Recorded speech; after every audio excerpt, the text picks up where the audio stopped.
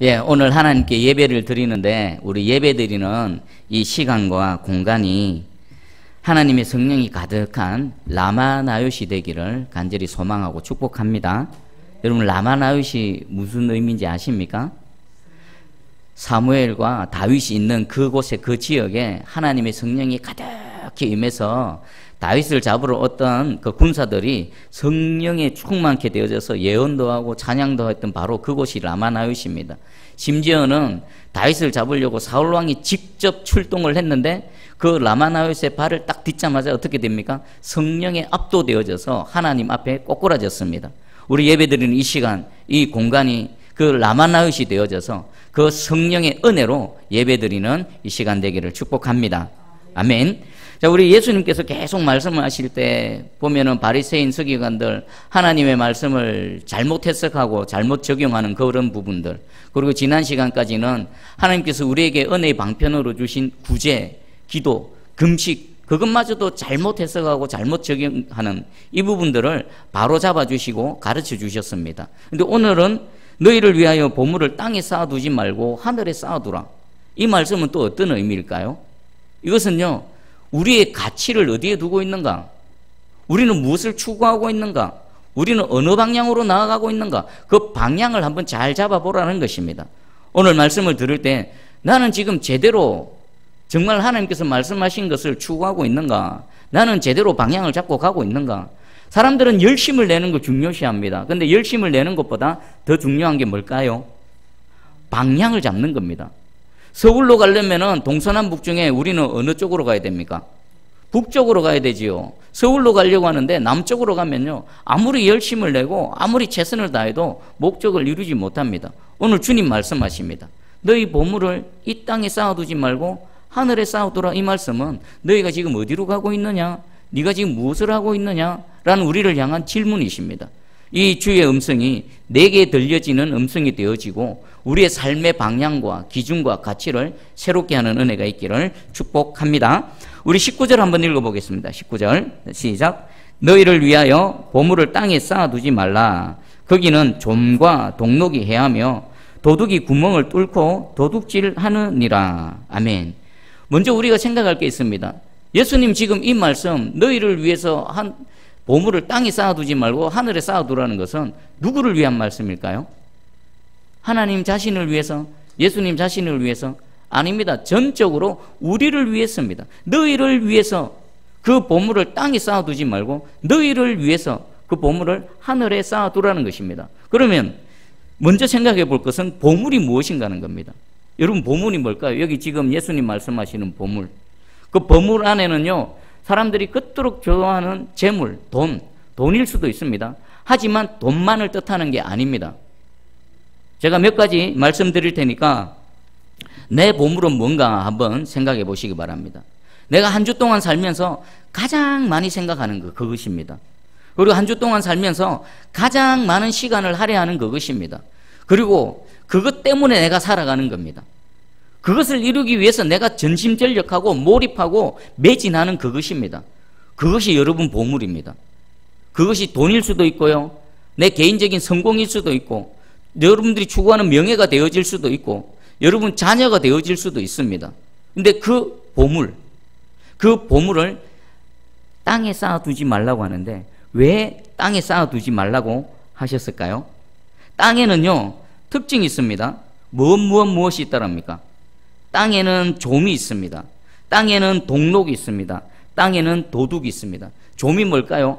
좀은 갉아먹는 겁니다. 갉아먹는 거. 동록은 녹서는 겁니다. 그리고 도둑, 이 땅에는 도둑이 있습니다. 내가 뭔가 가지고 있고 가치 있는 것이 있다라면 어떻게 하든지 빼앗아 가려는 그런 누군가가 있습니다. 이 땅의 특징입니다. 그리고 도둑이라고 해서요, 꼭 사람 도둑만 있는 게 아닙니다. 우리 건강을 도둑질해 갑니다. 무엇이 우리 건강을 도둑질해 갑니까? 질병이 우리 건강을 도둑질해 갑니다. 우리의 소망과 우리의 물질을 또 도둑질해 가는 도둑이 있습니다. 뭘까요? 실패입니다. 실패. 사업을 했는데 실패했습니다. 투자를 했는데 실패를 했습니다. 그럼 실패가 우리 물질의 도둑입니다. 그리고 그것 때문에 내 마음이 낙심되어지고 희망이 사라지고 소망이 사라지면요, 그건 역시나 내 소망과 희망을 도둑질해 가는 도둑입니다. 그리고 갑작스러운 사고도 있습니다. 불의에 닥친 그 사고로 인해서 생명을 잃을 수도 있고 여러 가지 소중한 것들을 잃을 수가 있습니다. 도둑이라고 해서요, 꼭 사람 도둑만 도둑이 아닙니다. 우리는 수많은 도둑의 위협 가운데 살아갑니다. 오늘 이 자리 예배드리러 나왔는데 하나님께서 진정으로 저와 여러분을 지키시고 보호해 주시지 않으셨다면 우리는 어떤 도둑인지 몰라도 그 도둑으로 인해서 이 자리 편안히 나와서 예배드리지 못했을 수도 있는 겁니다. 하나님께서 지켜주셔서, 그 도둑으로부터 지켜주셔서 예배드린 줄 아시고 감사함으로 예배하시기를 축복합니다. 자, 그러면 그 보물을 잃지 않고 잘 간수하기 위해서는 어떻게 해야 되는가? 예수님께서 말씀하십니다. 20절을 한번 읽어봅니다. 20절. 자, 시작. 오직 너희를 위하여 보물을 하늘에 쌓아두라.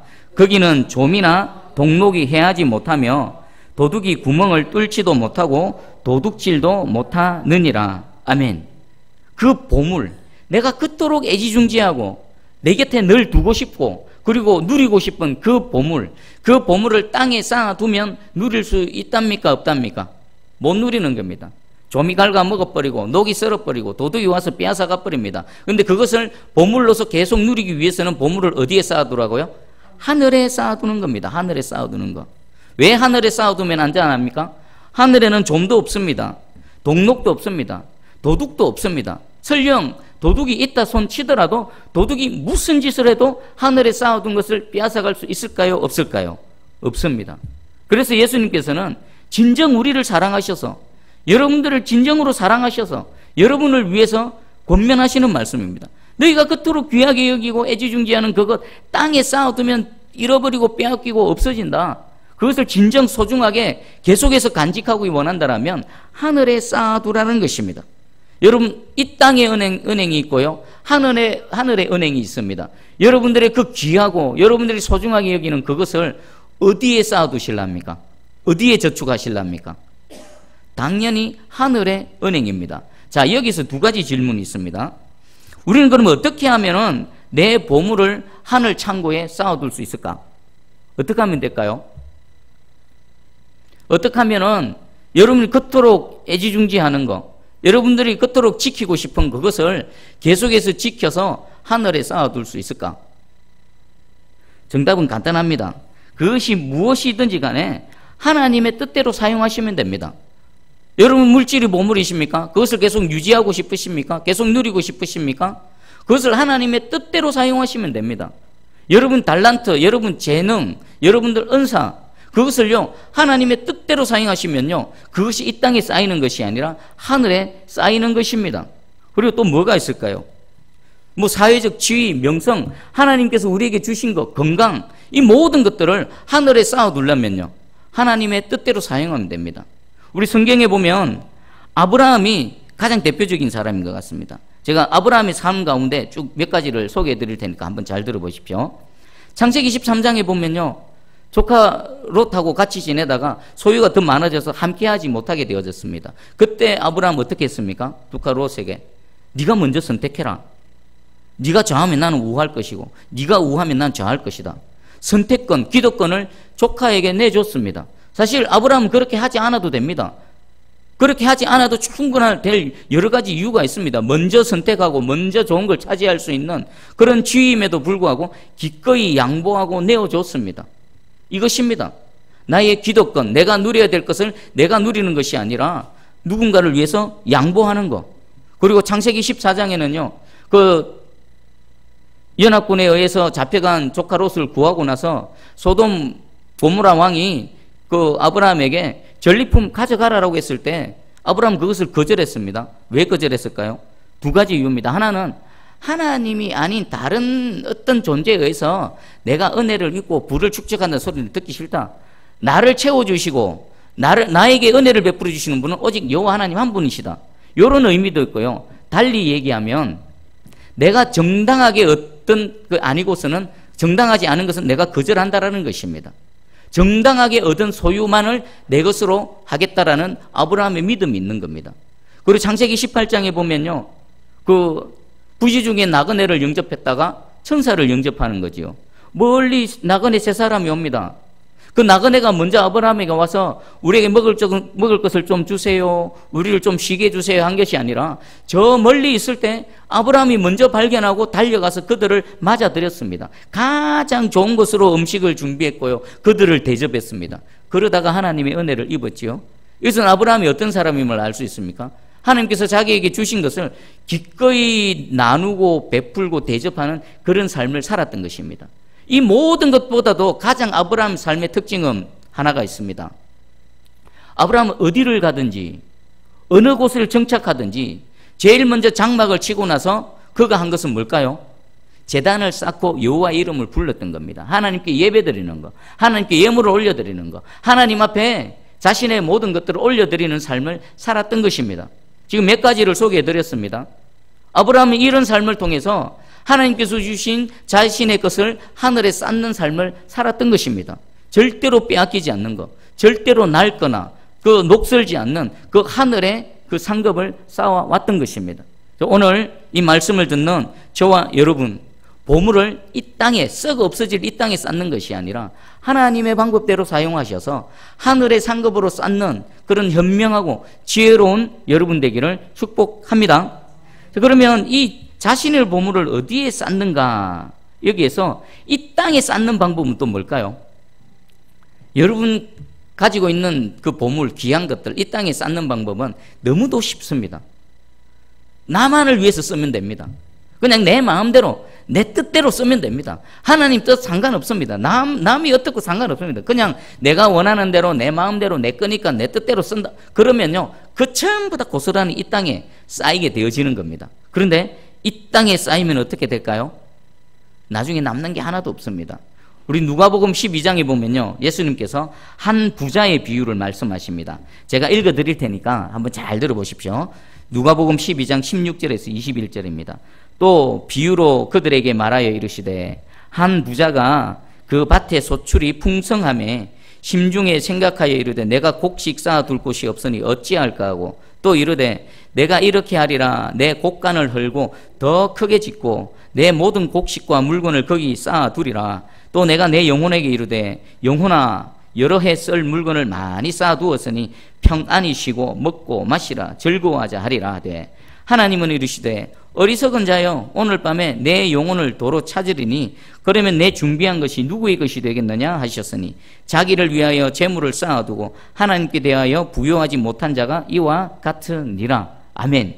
여러분 이미 다 아시는 내용입니다. 한 부자가 있었습니다. 하나님께서 은혜를 베풀어 주셨습니다. 그 해 소출이 너무나 풍성했습니다. 기존에 있던 창고에 다 넣지 못할 정도로 너무나 많은 소출을 얻었습니다. 그래서 고민을 했습니다. 어떻게 할까? 그러다가 방법을 생각해냈지요. 지금 있는 작은 창고 헐어버리고 더 큰 창고를 지어서 거기다가 그 풍성한 것들 쌓아주고 모아 쌓아두고 자신을 향해 이렇게 얘기합니다. 아이고 내 영혼아 이제 이렇게 풍성하니까 몇 해 동안은 걱정하지 말고 즐겁게 누리며 그렇게 마음껏 먹고 마시자. 그때 하나님 뭐라고 말씀하십니까? 어리석은 자요. 왜 어리석다고 하셨을까요? 이유를 말씀하십니다. 이 밤에 내가 네 영혼을 도로 찾아가면 네가 그렇게 지었던 창고에 그렇게 아껴서 모아들인 그 모든 것들이 누구 것이 되겠느냐? 한 톨도 먹어보지 못하고 그냥 모아놓기만 하고 그냥 가는 겁니다. 그리고 마지막에 결론을 내리십니다. 자기를 위하여 재물을 쌓아두고 하나님께 대하여 부요하지 못한 자가 이와 같으니라. 이 사람은 땅에 모든 걸 쌓아두었습니다. 그러다가 하늘에는 아무것도 없습니다. 자기도 누리지 못하고 그냥 남겨두고 떠나가게 되어지는 것입니다. 여러분 어떤 삶을 살기를 원하십니까? 이 땅에 쌓으시길 원하십니까? 저 하늘에 쌓으시길 원하십니까? 여러분 진정으로 한번 고민을 해보시고 결단하시기 바랍니다. 자, 두 번째 질문으로 넘어갈게요. 그러면 하늘에 쌓는 거, 우리 말씀을 통해 하늘에 쌓는 게 더 유익이라는 걸 아는데, 그런데 이게 정말 여러분 가슴에 와 닿습니까?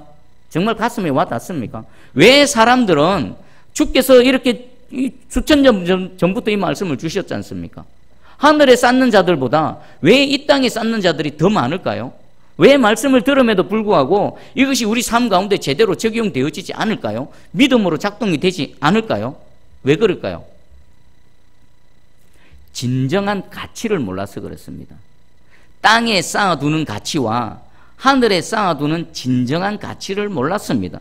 우리는 내가 번 거 내 통장에 내 이름으로 넣어놔야 그것이 내 것인 양 여깁니다. 그리고 그것이 만족이 됩니다. 그것을 가지고 하나님 말씀하신 대로 구제하고 섬기고 봉사하고 나누고 베풀면은 그것을 낭비하는 것 같고 소비하는 것 같고 내게 손해인 것 같습니다. 왜 그렇습니까? 진정한 가치를 몰라서 그렇습니다. 그러면 우리는 왜 이 말씀 앞에서도 진정한 가치를 진짜 깨달지 못할까요? 왜 그럴까요? 우리가 죄로 인해서 타락했기 때문입니다.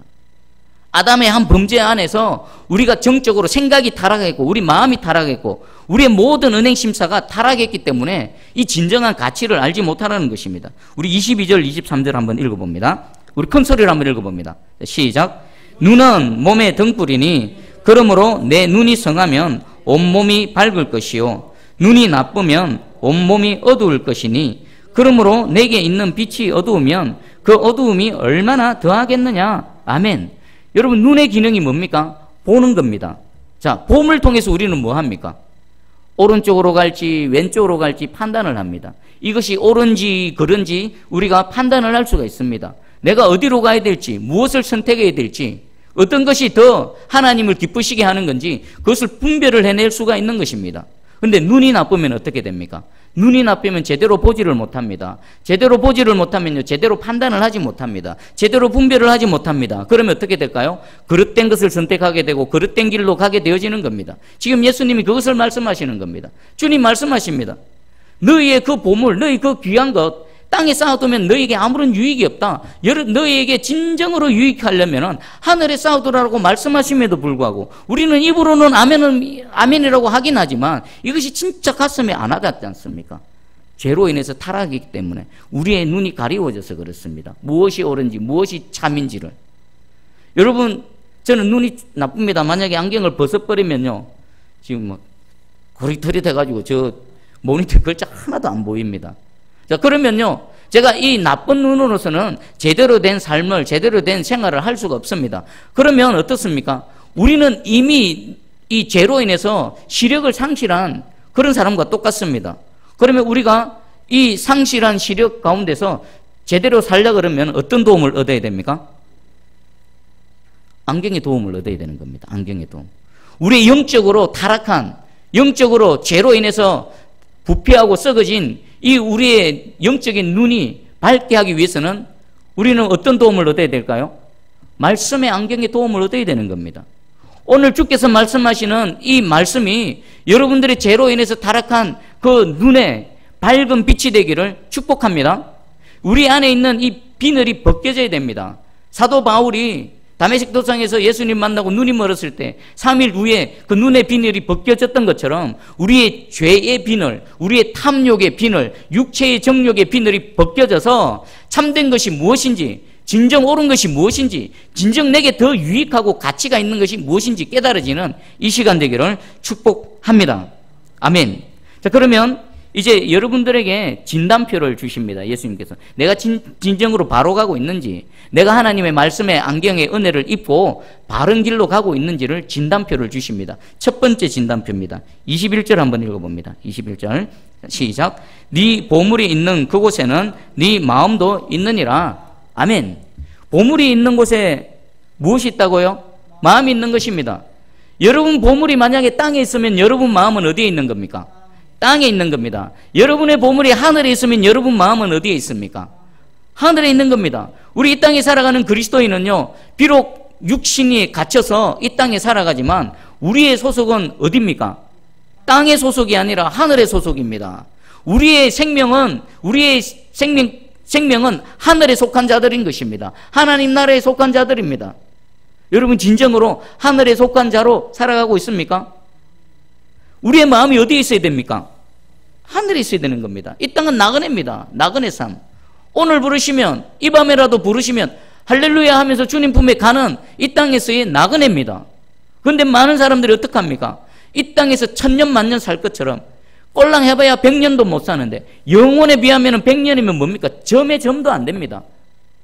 그 정말 유한한 삶을 살면서 이 땅이 마치 모두인 것처럼, 전부인 것처럼 하나님의 말씀하고는 상관없이 그냥 입으로는 아멘 하지만 실질적으로 나가서는 자기 마음대로 자기 뜻대로 살아가고 있는 그런 안타까운 모습을 봅니다. 그리스도인들은 어떻게 된다고요? 보물을 하늘에 쌓아두고 내 마음이 하늘을 향해서 계속해서 나아가는 사람, 이런 사람들이 하나님의 사람인 줄 믿습니다. 그리고 두 번째 진단표입니다. 두 번째 진단표 24절 한번 읽어보겠습니다. 24절. 자, 시작. 한 사람이 두 주인을 섬기지 못할 것이니 혹 이를 미워하고 저를 사랑하거나 혹 이를 중히 여기고 저를 경히 여김이라. 너희가 하나님과 재물을 겸하여 섬기지 못하느니라. 아멘. 여러분, 여기서 보물하고 주인하고는 맞물려 있습니다. 나의 보물이 무엇인가에 따라서 내 주인이 결정되어지는 겁니다. 지금 예수님은 하나님과 무엇을 비교하고 있습니까? 재물. 쉽게 말하면 뭡니까? 돈. 세상 사람들이 그렇게 좋아하는 돈. 하나님과 돈을 지금 막 비교하고 있는 겁니다. 여러분, 돈의 위력은 대단합니다. 정말 대단합니다. 생각해 보십시오. 왜 사람들이 그토록 출세하려고 아둥바둥합니까? 왜 그토록 성공하려고 그렇게 합니까? 왜 그렇게 높은 지위에 오르려고 그렇게 인생을 그렇게 매진합니까? 물론 그 자체도 목적입니다. 내가 어떤 목표를 이루는 것, 그것 자체도 목표이기는 하지만 반드시 뒤따라오는 게 있습니다. 출세를 하면 뒤따라오고, 인기를 얻으면 뒤따라오고, 권력을 잡으면 뒤따라오고, 성공을 하면 뒤따라오고, 지위가 높아지면 뒤따라오는 게 있습니다. 그게 뭡니까? 돈입니다. 돈. 여러분, 지금 대한민국 돌아가는, 그리고 전 세계의 역사를 한번 봐보십시오. 정권을 잡고 나라를 이루고 성공하려고 했던 그 배후에는요, 앞으로는 정의를 내세웁니다. 대의명분을 내세웁니다. 근데 결국은 뭡니까? 다 차지하려고, 모든 것 다 차지하려고, 권력 차지하면 돈 다 차지하는 겁니다. 그겁니다. 다른 거 없습니다. 전부 거짓말입니다. 출세, 성공, 모든 것들은요, 돈을 위해서입니다. 이 돈은요, 인격체가 아닙니다. 생명이 없는 겁니다. 사람의 필요에 의해서 만들어진 그 어떤 가치요, 필요의 도구입니다. 그런데 이 돈이 온 세상을 지금 주름잡고 있습니다. 온 세상 사람들이 돈의 노예가 되어져 있습니다. 왜 사람이 돈의 노예인 줄 압니까? 돈에 매여서 살아가기 때문에, 돈 때문에 살아가기 때문에, 돈 때문에 자기 인생을 걸기 때문에. 돈이 보물인 사람들은요, 돈이 주인인 것입니다. 그리고 우리 주님께서는 이 돈의 위력이 얼마나 대단한지를 하나님과 견주해서 지금 비교하고 있는 것입니다. 여러분 자신을 한번 돌아봐 보십시오. 나는 과연 어느 자리에 서 있는가? 내 보물은 무엇인가? 여러분 보물이 무엇인가에 따라서 여러분 주인이 결정되어지는 겁니다. 여러분 돈이 주인이십니까? 절대로 하나님이 여러분 주인 되실 수가 없습니다. 주님 말씀하시지 않습니까? 이것을 미워하거나 사랑하거나 둘 중에 하나다. 중히 여기거나 경히 여기거나 둘 중에 하나다. 겸하여 섬길 수 없다. 주님의 말씀입니다. 그리고 성경에는요, 돈에 대한 경고를 많이 하십니다. 대표적으로 디모데전서 6장 10절을 돈을 사랑함이 일만 악의 뿌리가 된다. 모든 악의 뿌리, 일만 악의 뿌리, 돈을 사랑하는 거, 돈을 좋아하는 거, 돈을 귀히 여기는 거. 그리고 디모데전서 6장 17절 18절입니다. 네가 이 세대에서 부한 자들을 명하여 마음을 높이지 말고 정함이 없는 재물에 소망을 두지 말고 오직 우리에게 모든 것을 후히 주사 누리게 하시는 하나님께 두며 선을 행하고 선한 사업을 많이 하고 나누어 주기를 좋아하며 너그러운 자가 되게 하라. 아멘. 사도 바울이 자기 영적 아들인 디모데에게, 목회자로서 사역을 하게 될 디모데에게 네가 영혼들을 섬길 때, 영혼들을 양육할 때에 이렇게 양육하라는 겁니다. 특별히 누구에게요? 부한 자들에게. 부한 자들에게 경고하라는 겁니다. 높은 마음 품지 말라. 교만하지 말라는 겁니다. 그리고 정함이 없는 재물에 소망 두지 말라. 여러분, 우리 봐보십시오. 아무것도 없을 때, 빈털터리일 때, 그때 누구만 의지합니까? 하나님만 의지합니다. 주만 바라봅니다. 근데 하나님께서 은혜를 베풀어 주십니다. 뭐가 생깁니다. 부유해집니다. 쌓여집니다. 그러면 어떻게 됩니까? 필경 우리의 마음이, 하나님께로 있던 내 마음이 내 재물에게로 옮겨집니다. 이것은요, 누구도 자유로울 수 없습니다. 두 가지, 재물이 쌓여지고 재물이 많아지면 교만해지는 것, 하나는 하나님이 내 방패가 아니라 재물이 내 방패가 되어지는 것입니다. 여러분, 바울이 디모데를 향해서 이렇게 성도들을 양육하라는 그 말씀에 따라서 저도 여러분들에게 미리 경고합니다. 하나님의 은혜를 받아서 뭔가 쌓이고 많아질 때에 여러분들 절대로 교만해지시면 안 됩니다. 여러분들 그 하나님께서 주신 그 재물이 여러분들의 의지가 되고 방패가 되면 안 됩니다. 영원토록 주님만 바라보시고 주님만이 여러분들의 방패 되시기를 주님의 이름으로 축복합니다. 그리고 대신에 뭐 해야 됩니까? 오직 주만 바라보며 하나님께서 무언가를 주셨느냐? 그러면 그것 가지고 선을 행하고 선한 사업을 많이 하고 나누어 주기를 좋아하라는 겁니다. 좋아하는 거. 여러분 좋아하는 건 뭡니까? 책임감, 의무감으로 하는 게 아닙니다. 그럼 그것이 좋은 겁니다. 그것이 즐거운 겁니다. 그리고 너그러운 자가 되라. 인색하지 말고 너그러운 자가 되라라고 말씀하십니다. 언제부턴가 제가 이 차를 운전하다 보면은 문득 최근에 이런 현상들이 일어나는구나라는 것을 깨달았습니다. 뭐냐면 몇 년 전부터 외제차가 막 많이 생겼죠. 그래 운행을 하다 보면 예를 들면 좁은 길에서 이렇게 맞닥뜨리지 않습니까? 그럼 보통 좁은 길에서 서로 마주치면 어떡합니까? 상대가 서로 속도를 늦추면서 서로 조심해서 서로 이렇게 좀 피해가려고 하지 않습니까? 그런데 다는 아닌데 이 외제차 타는 사람들은 그냥 아나무인으로 들이밀어 버립니다. 우리가 사람이 길을 가다가도 서로 마주치면 서로 피해가고 비껴주는데 차량이 서로 이렇게 좁은 길에서 맞닥뜨리는데 전혀 브레이크에 발을 올린다든지 이런 게 없습니다. 그냥 쑥 밀고 들어옵니다. 네가 비껴라. 그리고 마트 같은 데 이런 데 보면 옆에 주차 공간 라인이 있고 또 넉넉함에도 불구하고 그냥 마트 앞에 차 툭 대놓고 내립니다. 내리는 사람 보면요. 목이 아주 곧습니다. 뒤로 자빠질 것 같습니다. 남에게 피해를 준다는 인식 전혀 없습니다. 그런데요, 우연의 일치일까? 그런 사람 대부분 다 외제차를 타고 다니는 사람. 그럼 뭡니까? 왜 그럴까요? 교만해요. 차 치워라. 활부로 타고 다니면서 보기 싫다. 차 치워라. 얼마나 그러면 차라리 연배가 있으시고 좀 이런 분들은 안 그럽니다. 대부분 그런 사람들은요, 젊은 사람들입니다. 3, 4, 50대 젊은 사람들. 교만합니다. 여러분, 부하게 되어지면요, 가만히 내버려 두면 이 음식물이 가만히 내버려 썩는 것처럼 하나님의 말씀은 나를 계속 돌아보고 나 자신을 굴복시키지 않으면요, 저나 여러분이나 언제든지 교만해질 수 있고요, 얼마든지 썩고 부패해질 수가 있는 것입니다. 오늘 이 하나님의 말씀을 통해서 경고함을 받으시고 하나님께서 장차 여러분들이 은혜를 베풀어 주실 때 또 이미 은혜를 잊고 있으십니까? 자신의 마음을 돌아보시고 더 낮아지시고 감사함으로 오늘 하나님께서 말씀하시는 이 길로 걸어가시기를 축복합니다. 자, 그러면 우리 돈도 사랑하면서 동시에 하나님도 사랑한다. 가능할까요? 가능하지 않을까요? 아니, 먼저 예수님은 뭐라고 말씀하십니까? 돈도 사랑하고 하나님도 사랑하는 거 가능하답니까? 불가능하답니까? 예수님이 불가능하다면 불가능할까요? 가능할까요? 예수님이 그렇다면 그런 겁니다. 어떤 사람은 아닙니다. 나는 돈도 사랑하지만 돈도 좋지만 나 진정 하나님 사랑해요.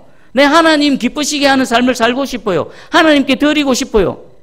그게 참말일까요? 거짓일까요? 오늘 성경에 의하면은요, 새빨간 거짓말입니다. 여러분 자신을 돌아봐 보십시오. 나는 돈을 좋아하는가? 돈을 사랑하는가? 그러면요, 여러분 하나님 사랑하지 않는 겁니다. 적어도요, 하나님은 여러분의 주인이 아닐 수 있습니다.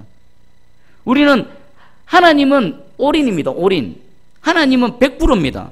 우리가 예수 그리스도를 십자가에서 딱 맞닥뜨린다면요, 그것은 내 인생의 5%, 내 인생의 60%, 내 인생의 70%가 아닙니다. 내 인생의 100%가 하나님 것이 되어지는 것입니다. 그런 의미에서요, 주님은 둘 다를 섬길 수 없다고 말하는 겁니다. 여러분 재물이 주인이십니까? 하나님이 주인이십니까? 허드슨 테일러 선교사님은 이렇게 말했습니다. 돈이 삶을 결정하도록 했다면 중국 내지 선교회를 시작하여 선교 역사의 위대한 장을 열지 못했을 것입니다. 허드슨 테일러 선교사님은요, 돈이 없었습니다. 그런데 마음에 소원이 있었습니다.